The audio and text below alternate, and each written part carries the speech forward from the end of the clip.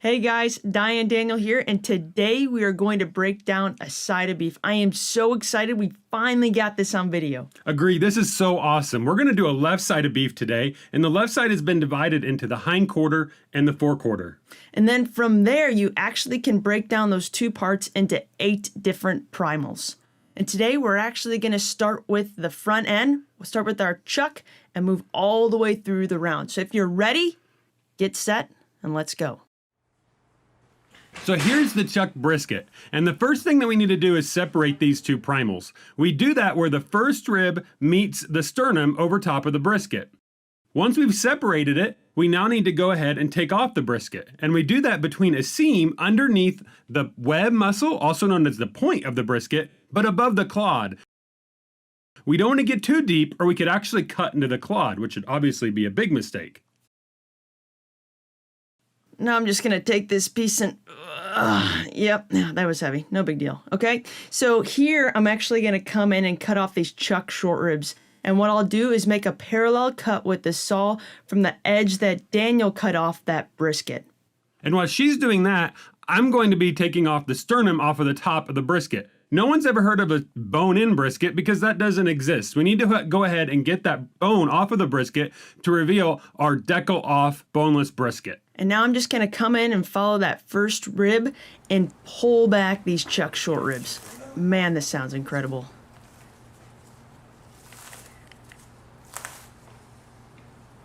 So now I'm just gonna go ahead and take off these neck bones. This is definitely the most challenging part, but for me it's the most fun because I just try to improve every single time I do it. Now that I have those neck bones off, I'm gonna roll the chuck roll off this primal. Why am I doing all the hard stuff? Well, all right, so you just gotta follow this seam right here in order to roll it off. It's pretty simple. You actually let gravity help you pull this down. When we remove the brisket from the chuck, we actually leave a little bit of the pectoralis muscle on the chuck, which for those that don't speak Latin, this is gonna be called our pec meat. Now the pec meat makes some amazing country fried steak when you bread it and fry it.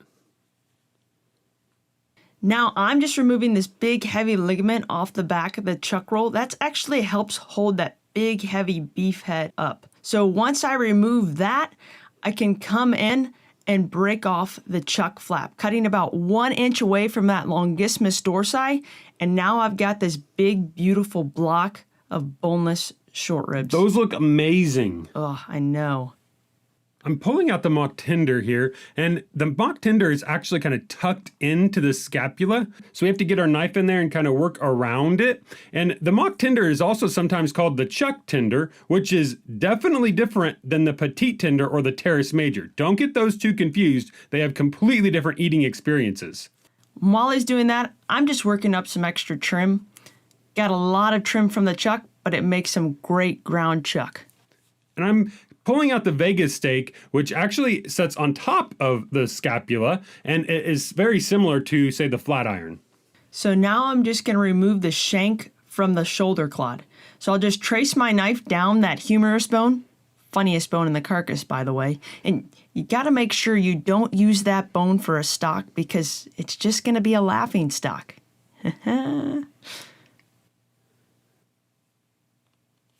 Just gonna pop through that ball and socket joint right there. And it's released. She passes that to me so I can actually remove the flat iron is what my end goal here. And the flat iron sits right underneath the scapula. This is probably my favorite part of the carcass fabrication because quite frankly, it makes me feel strong. You can go in here, kind of trace along the scapula, trace underneath this, and then I grab onto the end of it and pull this thing up and break that bone right in half. He is strong. Since we removed the scapula, what we're left with is our whole clod. Now, we need to separate this into some different parts. And to start with, I'm removing the top blade. Now, the top blade is where our flat irons lived. And that's where we're gonna separate. There's a nice seam that separates our top blade from our clod heart. So that's where I'm gonna give this to Diana to trim up a little bit more. I'm removing the teres major. Now, typically the teres major would not be left on a whole clod. When you buy these in, that's going to be removed at the plant. The teres major actually is probably one of my favorite cuts. It's very tender. And once we get that done, we're going to go ahead and just finish trimming up the clod heart and all of our other cuts that we've got from this as well. The clod heart is basically denuded, meaning it really has no fat on it at all. They call it a block-ready clod heart. Now let's review what we've cut.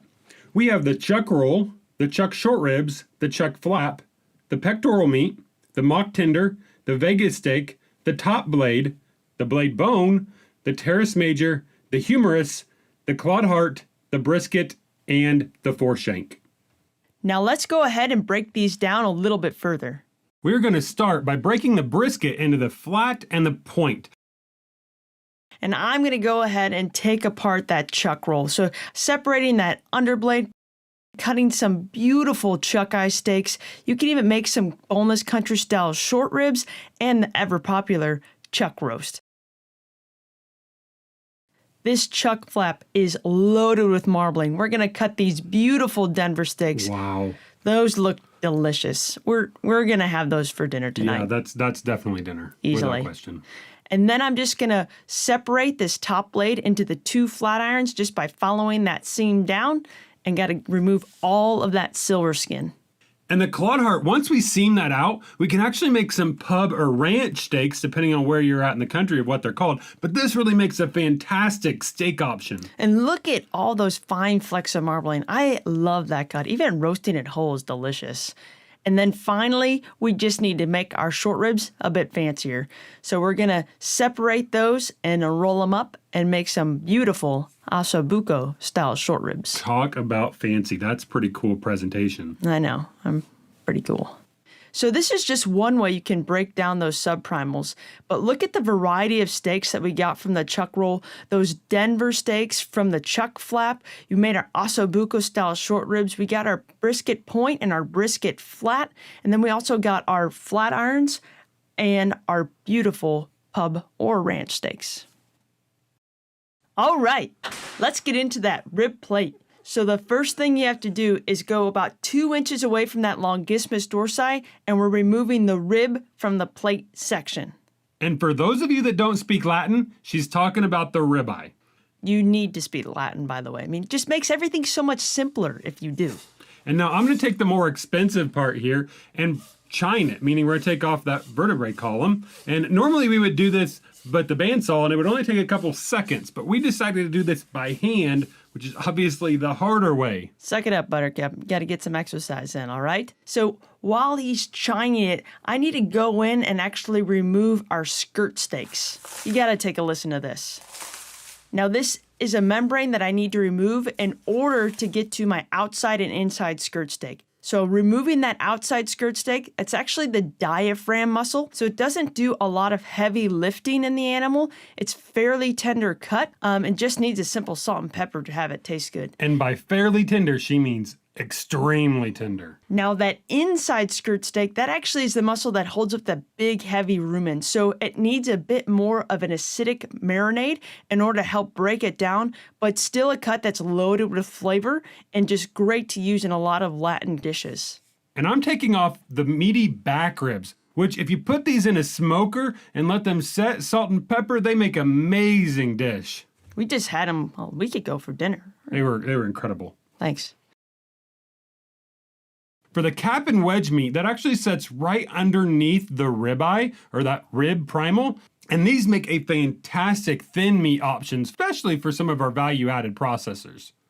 Now let's make some plate short ribs. I gotta come to the edge of that serratus ventralis and just make a parallel cut to the other cut that Daniel had with the rib separation.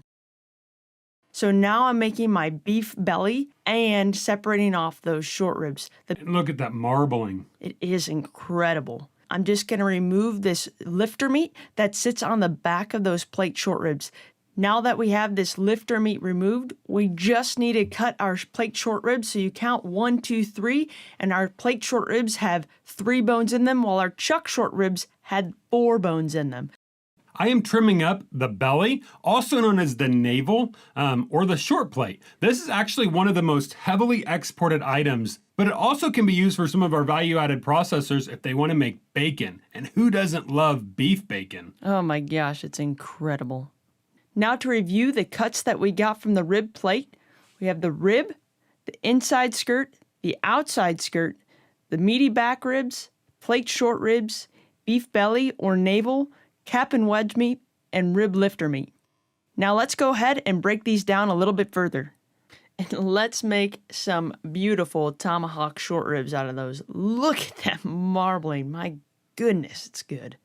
And the rib can be broken down into our ribeye steaks.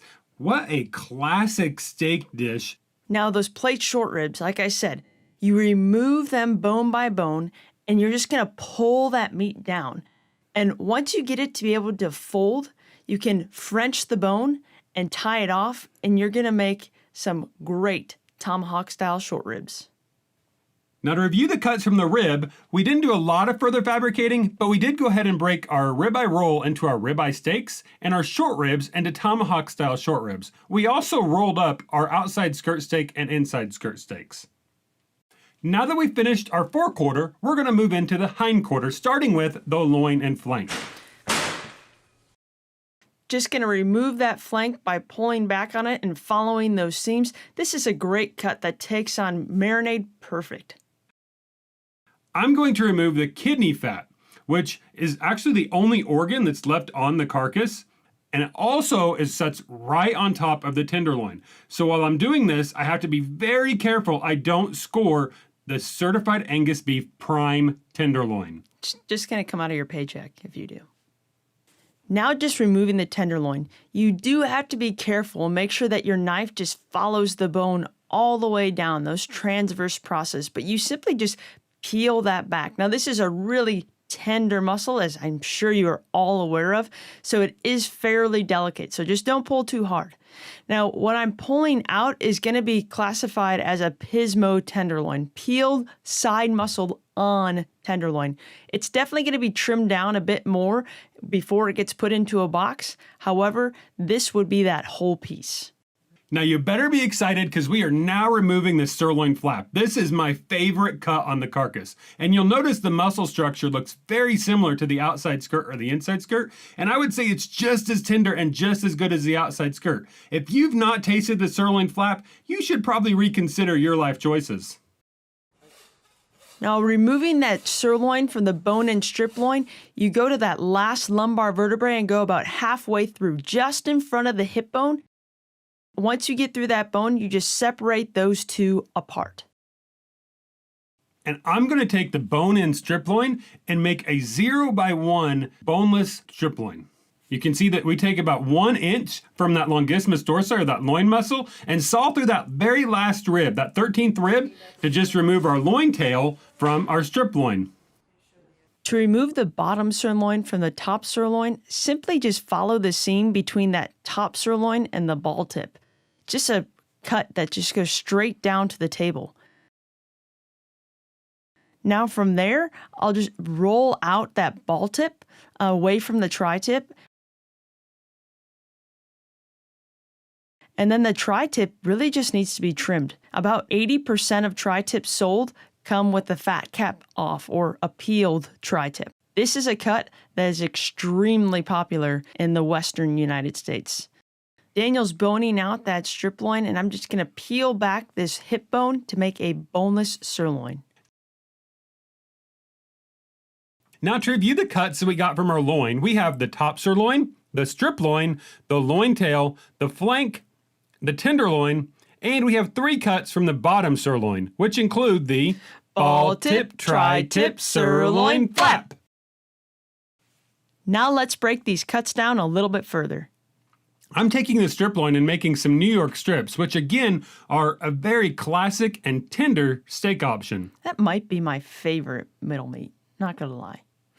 And then from there, I'm just removing that cap off the top sirloin, also called your culotte or picanha. This is really commonly found in your Brazilian steakhouses, left whole and roasted, but you can cut that into steaks and make some great looking, I like to call them mini New York strip steaks, because that's exactly what they look like. I'm preparing the tenderloin or the pismo to cut some filet mignons. The first thing we do here is take off the chain from that, and you can do some, maybe cut that into some kebab meat or something of something similar. But once you have that removed, you can make these into some fantastic steaks. I think we all are aware of what a filet mignon and how tender that is. Now the top sirloin, I'm actually going to split that into a 1/3, 2/3 parts just by following that seam down. The 1/3 you can cut into some sirloin fillets, also called baseball steaks. These are great value items. I mean, they look a lot like the tenderloin. They've got tremendous flavor. Then you could continue to cut steaks out of the other 2/3 part, but I decided to split that in half and actually make some roast out of them and just add a little bit of finesse by tying it off. Now we got a lot of steaks out of this loin. We have our strip steaks, our fillets, our top sirloin fillets, our culotte steaks, and we even cut some bavette steaks as well. And we got steak tips and kebab meat. So there's just so much utilization that comes out of this loin flank primal. And now for the final round. Seriously though, the round is a great cut that has so much potential and it's often overlooked. The first thing we need to do is remove the oyster or the spider steak off the top of the H-bone. These are pretty small pieces, and imagine how many it would take to fill up a bag. A lot. The next thing actually requires a little bit of finesse. We have to get our knife between the femur bone and the H-bone to just get in there and remove the H-bone. Get in between that bone and the muscle, and we'll just pull this bone out, which will get us started on removing some of these other larger muscles. When he says H-bone, that's A-I-T-C-H, not the letter H. And for those that are curious, this is pretty close to getting a steamship round. You just have to make sure that that shank is Frenched. I am removing the inside round, also known as the top round, off of the top of the round. Round actually is made up of many large muscles with seams that connect them together, and you can see that as I separate this, that seam kind of pulls apart and makes this really a fairly simple primal to further fabricate. Now, since this side has already been aged for 2 weeks, I got to do a little bit of trimming and remove some of that off the top round. And I'm removing the knuckle, also known as the sirloin tip.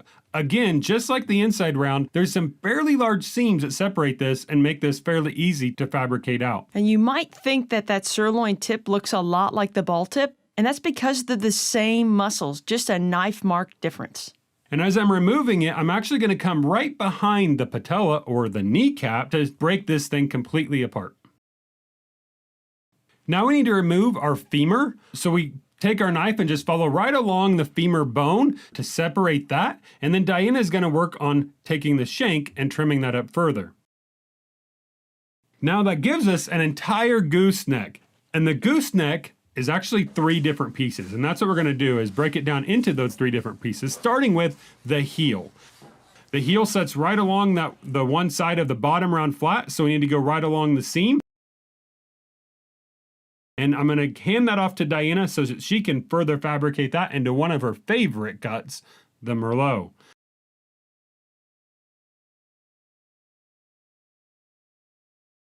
And then from then we have the eye of round still attached to the bottom round flat. So again, there's another nice seam that separates these two that we can run our knife along and separate them.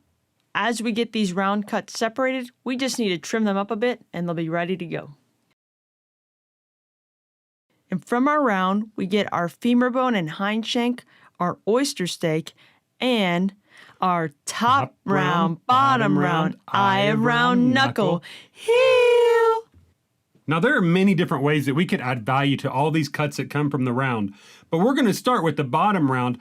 The bottom round is actually made up of the biceps femoris muscle, which is the same muscle that makes up the culotte. Now what's interesting is the culotte muscle sits right next to what we call the rump roast, and if we separate off the rump roast, we get this really high quality roast that eats very similar to the culotte. Now the heel, this is by far my favorite cut because there's just so much potential there. You've got the braison in the middle, and then you can go ahead and cut out this Merlot steak. Not many people are fabricating it, but they need to be. She's pretty obsessed with the heel, if you couldn't tell. Next, I'm going to take the eye of round and actually make a few steaks and also have a roast as well. Now I'm going to take the top round and actually remove the cap off of the top round and make a few London broils and then finish by leaving a whole top round roast. Let's round it out. From our round primal, we got many different steaks and roasts from our top round, bottom round, and eye of round. We also took our heel and made a Brisson, or Diana's favorite, the Merlot. Now there are many different ways that we could have done this, but this is just one way that we could really add some value to this round primal. Don't forget about the round. When you have certified Angus beef marbling, you really elevate those round cuts. Drop the knife. There you have it. We just fabbed a whole side of certified Angus beef. Look at all the cuts on one table. Isn't that a beautiful picture? Check that off the bucket list.